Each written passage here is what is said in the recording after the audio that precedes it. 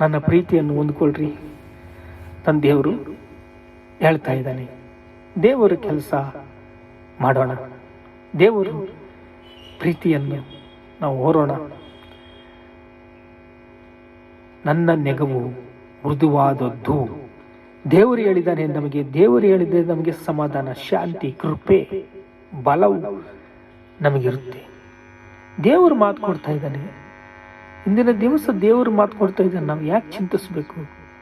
ನಮ್ಮ ಚಿಂತೆ ಯಾವತ್ತು ದೇವ್ರ ಮೇಲೆ ಹಾಕೋಣ. ನಮ್ಮ ಚಿಂತೆ ಭಾರ ಎಲ್ಲ ದೇವ್ರ ಮೇಲೆ ಹಾಕೋಣ. ದೇವರ ಪ್ರೀತಿಯನ್ನು ನಾವು ನೋಡೋಣ, ದೇವರ ಶಕ್ತಿಯನ್ನು ನಾವು ನೋಡೋಣ. ನಮ್ಮ ಭಾರವು ದೇವರ ಮೇಲೆ ಹಾಕೋಣ. ನನ್ನ ನೆಗೆ ಮೃದುವಾದದ್ದು,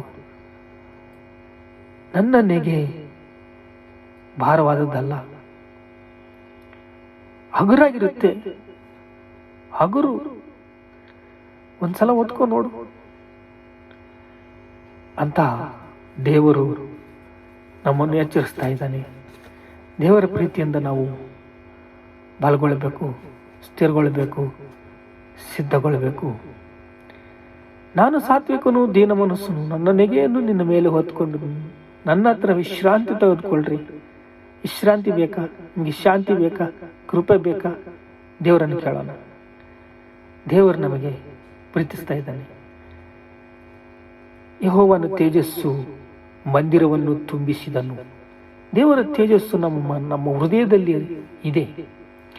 ವಾಕ್ಯವು ನಮ್ಮ ಹೃದಯದಲ್ಲಿ ಇದ್ರೆ ದೇವರ ಪ್ರಭಾವ, ದೇವರ ಪ್ರೇಮ, ದೇವರ ದಯ, ದೇವರ ಕನಿಕರ ನಮಗೆ ಕಂಡು ಬರುತ್ತೆ.